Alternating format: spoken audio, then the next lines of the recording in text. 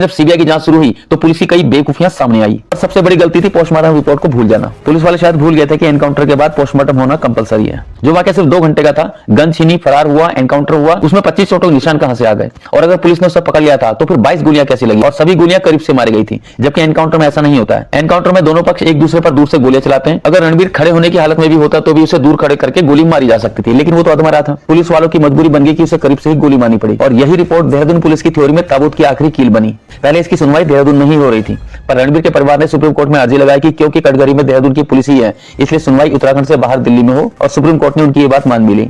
और इसकी वजह भी थी क्योंकि कहा जाता है पुलिस केस वापस लेने के लिए रणबीर के पुलिस परिवार के ऊपर बहुत ज्यादा प्रेशर कर रही थी, और यही वजह है कि रणबीर के दोनों दोस्त भी कोर्ट में अपनी गवाही से मुकर गए थे। ये था पूरे देश को झकझोर कर रख देने वाला 22 साल के एमबीए करने वाले रणबीर सिंह का फर्जी एनकाउंटर केस। आखिर क्या हुआ था उस दिन और क्या था ये पूरा किस्सा, आइए जानिए मेरे साथ।